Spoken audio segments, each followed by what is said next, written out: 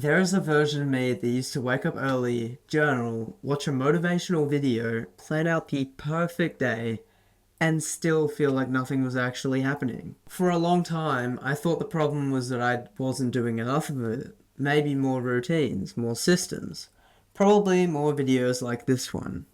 But I've started to think the real problem was actually the opposite. Trying to improve myself had quietly become a way of avoiding the thing I was supposedly improving myself for. And I want to talk about why the trap is so easy to fall into, especially if you're the kind of person who watches videos like this one even in the first place. Last video, I talked about a cycle that I used to get stuck in, which generally occurred every couple months or so. I would get hit with a rush of motivation, I would start something, and I would quit the second it didn't pay off immediately. At the time, I figured the lesson was just that I lacked discipline, that I needed to want it more. But looking back now, I don't think that's actually what was happening. I don't think I was undisciplined. I think I was addicted to something, just not the thing that I thought that I was addicted to. I wasn't addicted to the result. I was addicted to feeling good about starting something.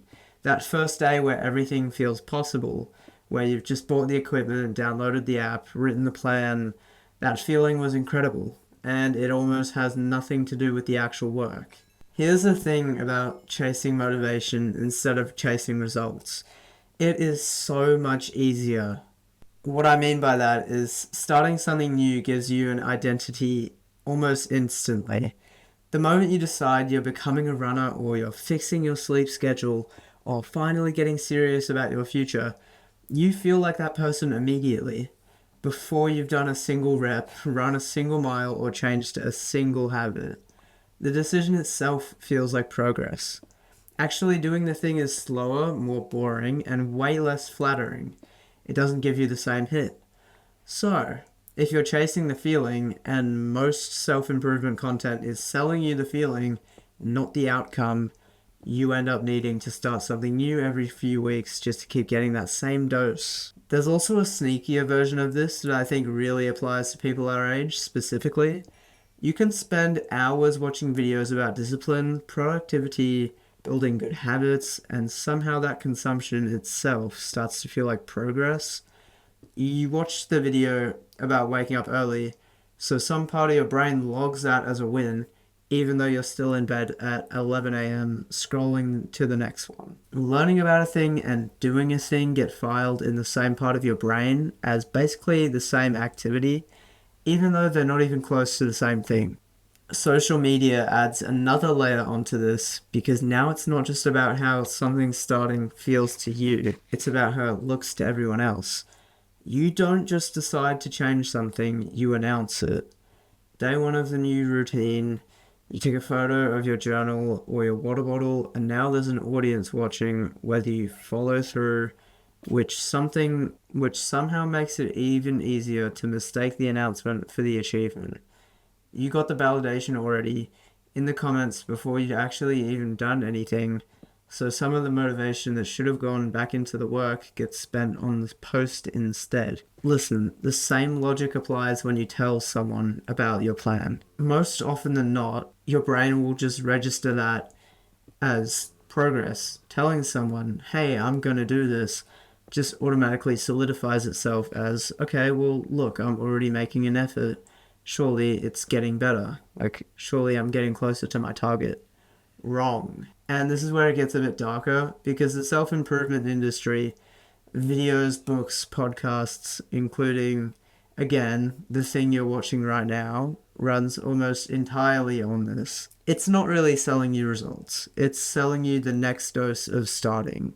A new framework, a new morning routine, a new 5-step system that's going to be different this time. The trap closes you from the other side too, because the more of this content you consume, the more aware you become of all the ways you're supposedly falling short.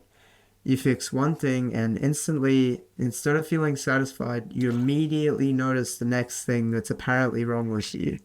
Your sleep's fine now, but what about your diet? Your diet's fine, but what about your screen time?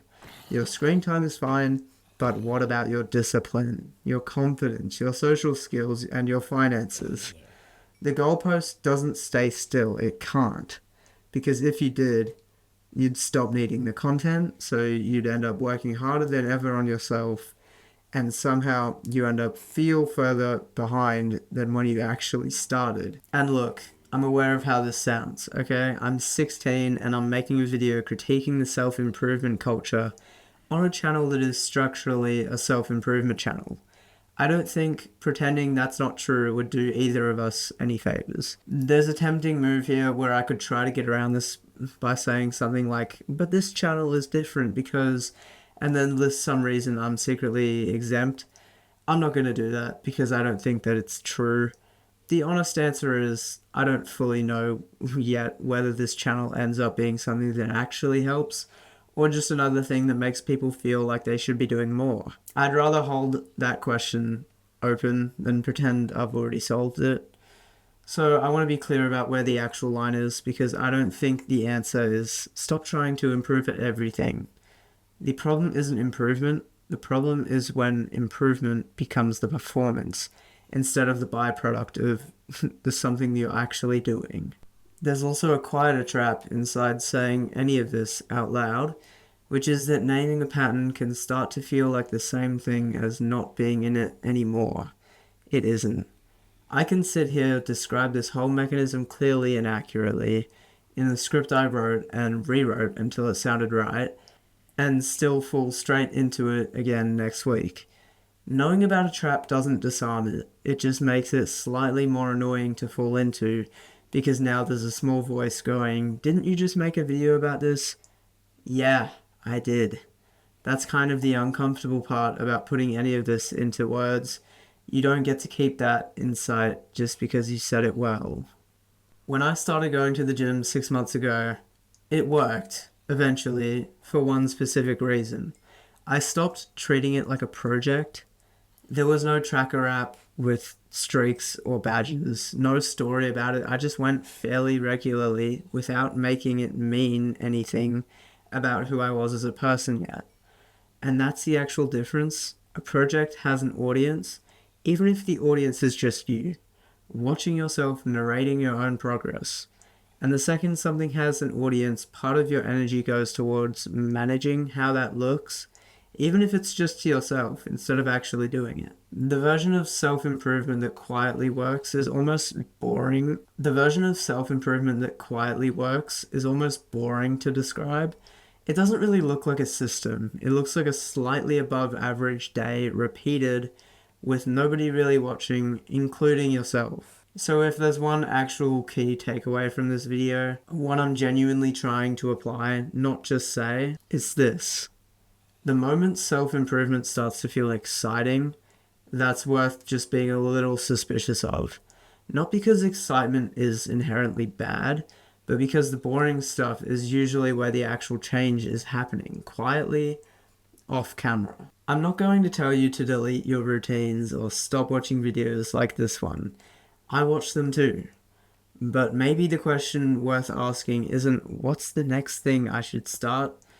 It's what's the thing I already started that I quietly stopped doing once it got boring?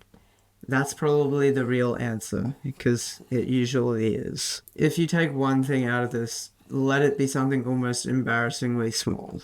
Pick the one thing you already know you've quietly let slide. Not a new thing, not an old one, and just do it once today. Whether that be doing your homework or reading a book. Not as a system, not as day one of anything, just once. See how boring it feels. That boring feeling is probably what actual work feels like. Underneath all the noise telling you it's supposed to feel like something else, which is quite common on social media. This is first draft. I'm still figuring out where the line is between actually living and narrating my own life as if it's a project. I don't think I've fully got it sorted, but I'd rather say it honestly than pretend otherwise. I'll see you in the next video.